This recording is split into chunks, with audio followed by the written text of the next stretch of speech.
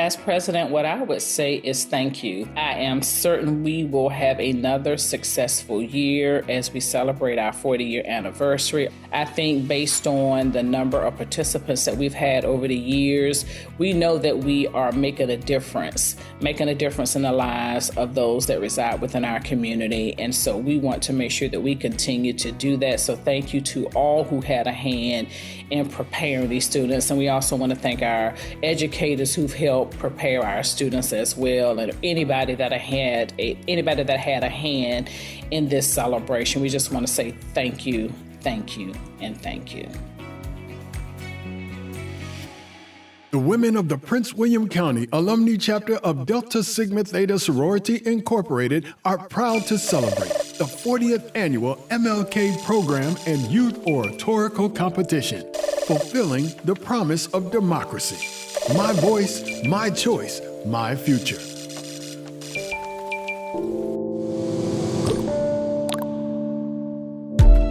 I learned about the Dr. Martin Luther King Jr. Oratorical Contest through one of the school coordinators. I was voluntold by my wonderful mother, but when your mother kindly suggests or kindly recommends that something is good for you, it's really no question about it. One of my teachers in Saunders Middle School, and she saw something in me that I didn't even know existed in myself. I participated in the program until senior year of high school. I went to Hilton High School. This is a long journey that started back in, I think, 6th grade. As a family, we went to the annual competition, out in Woodbridge, and we just sat in the audience. So I first got involved in the MLK Oratorical competition back in 2007 when I was a 7th grader at Benton Middle School. I found out about the competition at school, and I told my mother and my father, of course, and being in a family with 2 strong African-American parents, they said, "You are entering this competition." The year was 1985. The Titanic wreckage is found in the Atlantic Ocean. The USA for Africa's hit song, We Are the World, changed the world. And Joanne Bonaris started the Delta's MLK celebration for Prince William County. When we came here in Prince William County, decades and decades ago, I approached the sorority with this idea to consider having a Dr. Martin Luther King celebration. So the sorority decided that this was a good idea in honor and respect for our beloved and fallen leader, Dr. Martin Luther King. Then 5 years later, in 1990, educator Lily Jesse introduced and added to the MLK program the Oratorical competition, creating a powerful platform to spotlight our brilliant students in Prince William County. For me, it was always highlighting the abilities and showcasing the talents of kids. And I love the fact that it became not just one race. The judges were told the following: select the best kid. If it's the same kid, people get, well, he won last year, let's don't let him win. You don't let him win, you pick the right kid. The kid who speaks, who does the oratorical 4 or 5 times because they were good. I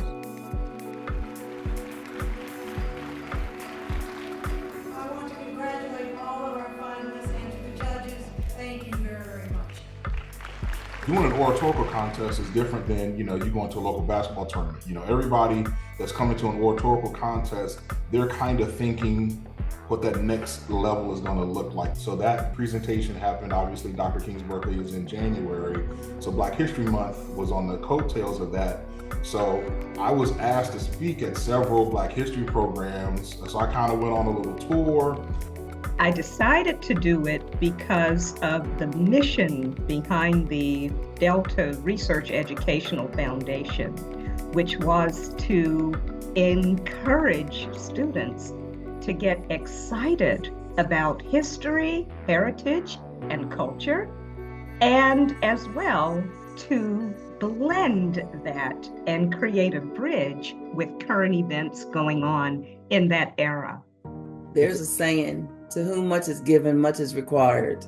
And I think given the sacrifice that Dr. King had made throughout his life, that's just a small price to pay. I remember in 9th grade, I didn't win at all to make it to the stage. However, somebody had seen me do a speech prior to, and that was the year President Obama was going to be inaugurated. So during his inaugural luncheon, they brought a group of us students to do a litany of commemoration at the luncheons. Having an athletic background, competing in various different sports, it's kind of like a sport where you go in with this mindset of trying to be the best, making sure you sharpen your craft. Every year you come back and do the best.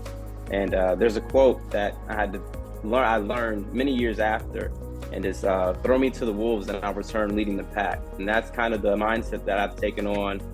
We worked with a school coordinator, or we eventually call them coaches, to have their own search for an oratorical winner for their school. We got their names and we held a regional competition first, and from that we chose 3 middle school students and 3 high school students to perform before the audience on Martin Luther King Day. We look at what issues are going on within our country at that time and world, and Dr. Sandra Mitchell will work out the details for the theme.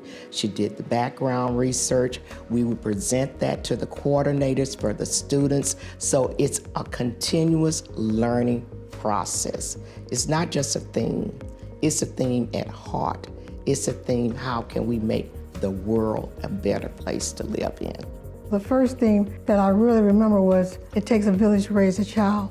And that was because it was about Somalia. Somalia had already, we were involved in that war, so we had that thing. I guess the first thought was that, okay, my family is from Africa, right? West Africa, whereas what's happening is more in Eastern Africa. So there is that personal connection given, where my family is from. And then the Holocaust was something that we were taught about as kids, and obviously how we don't want to repeat those mistakes that we did in the past. It's very easy to point to MLK and say, this is what he did, and you can actually see how it changed our society, and this is what he had to deal with. And now you're presenting this idea to children and prompting children to write about that or to speak about that, forces you to form your ideas around this subject. I want all of us, especially the students, to know they have a voice. They have a choice to use it, and they must do just that so that their future is better than today, and that they are able to continue to grow and enhance and be like Martin Luther King, be that model, that voice, speaking up for our rights, for our kids today and for the future. 40 years and still going strong, being a resource for the community and our youth. Even the worldwide COVID-19 pandemic could not stop this annual tradition from going forward, even in the virtual space. As I reflect back on these experiences, I'm filled with pride and the gratitude. We didn't just overcome the challenges, we created a new legacy. The MLK program in its virtual avatar, if you will. It became a testament to innovation, adaptability, and the unbreakable spirit of our community. Not knowing how we'll get through this test, but holding on to faith. Of course, the MLK program would never be the same without the voices of our children, from kindergarten to high school, coming from all across the area.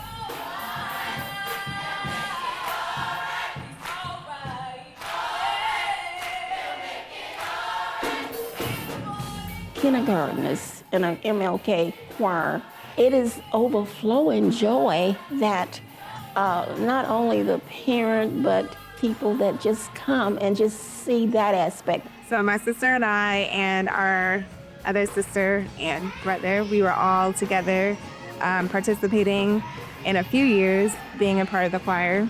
Yeah, part of the Mass Children's Choir. I promise I cannot not sing the Stevie Wonder version of Happy Birthday without saying at the end, Happy Birthday, Dr. Martin Luther King Jr. Yeah.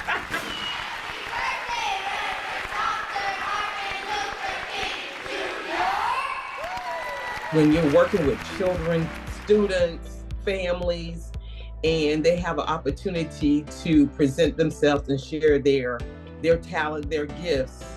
I like to be a part of those type of things. I mean, Delta Sigma Theta is community-based. It is a program that is presented to the community. The community is involved in it, and I'm glad to be a part of it. We definitely don't want our students, our community, to lose their history. And so learning about Dr. King and seeing what a brilliant orator he was and just how he was able to affect change in the civil rights realm for all people, I think is very important for our students and our community. The Martin Luther King Oratorical Contest was more than just a competition. For me, it was the spark that ignited a life-changing journey that shaped me as a leader, an innovator, and an advocate. And each year that I participated, I poured my heart into those speeches, reflecting on themes like equality and leadership and justice. And winning first place was very humbling, but the real prize was the confidence it instilled in me. It meant an opportunity to share what Dr. King's dream and his words meant to me in real life. We're going through a whole lot of things at the time, from the Black Lives Matter movement showing up and Trayvon Martin being killed while I'm in middle school, when I'm thinking about competing. And this was one opportunity for me to find my footing, share my perspective, and ultimately get involved in my community and trying to push the needle forward when it comes to social justice. One seed can plant a lot of different trees, and he often did that just by being engaged, being involved, but the ripple effect that he created on his own was really, I would say, powerful. I 100% believe that my oratory skills have transferred into every aspect of my life, because the goal was, how can I convey and articulate exactly what I am trying to say to 2,000 other people sitting in that stadium? Judging these amazing youngsters, it was a proud moment. As an educator, as a mom, as an African-American woman. And so our students across the geographic area, across the various school divisions, were able to demonstrate that they had a passion for the civics and the current events of the time. My first year in the county, I heard about the program, so I went to it, and it was just mind-blowing. I was just so impressed with the students, with the community coming out to support, with the Deltas putting this on, and I said to myself, I want to be a part of this. So my second year in the county, that's when I came on board, and I'm still here 24 years later. Good morning, everyone. My name is Ibram X. Kendi, the author of Stamp from the Beginning, which was my second book. I'm also the author of the book, How to Be an Anti-Racist. And what's interesting about this book is I actually begin the book chronicling when I was a contestant at the MLK Oratorical Contest in 2000. Because in many ways, it gave me the confidence that I did not have to go on and to become the scholar and author that I am today. And so I want to sort of share my everlasting thanks to Delta Sigma Theta Sorority. I also want to share my thanks to the principals and the coaches, but most of all, the students themselves. Enjoy this experience, share your ideas, and just know that what you're experiencing is something that you're going to treasure for the rest of your life, because I certainly do to this day. They saw me, and I remember getting a plaque, right? And honestly, it was a plaque after I won, and it said Dr. Haynes, and I, not even close to going to med school, not even close to finishing residency, but it's that type of belief of the people that believe in you, that just, you have no choice. You're like, okay, so I guess I gotta become a doctor. I have a plaque that says Dr. Haynes. But it's, that's the women of Delta. They're like, no, that's who you are. It's not who you're gonna become, it's who you are. You just gotta go ahead and do what you gotta do to get there. And you start to just believe it yourself, and that's who they are. That's who we are. Yes, speaking in this competition definitely empowered me. So you're on that stage, all the eyes are on you, and you're like, look, I have something important to say. Everyone is, you've got the attention of everyone. So it's definitely, empowered me, and it just gave me that confidence. It boosted my public speaking skills, and it just made me into the woman that I am today. It has helped to shape and to mold me. On this 40th anniversary, we are thankful for all of the support provided by countless numbers of sorors, volunteers, family and friends, community partners, educators, businesses, government officials, and our faith community. And we would like to give special recognition to the late Colonel Joseph Bonaris, husband of the MLK program founder Joanne Bonaris 40 years ago. Special recognition to the founder of the MLK Oratorical competition, Sister Lily Jessie and her family, for their time and sacrifice over the last 35 years. Along with the Prince William County Alumni Chapter of Delta Sigma Theta Sorority Incorporated president at the time the Oratorical competition began, Rosalind Stanley. The late Andrea Bryson, our first MLK program chairperson. And to Sister Paulette Jones, now retired Garfield High School coordinator, who has won more contests or had more speakers on stage than anyone else since the beginning of the Oratorical competition 35 years ago. And once again, thanks to all of you for your continued support of the annual MLK celebration.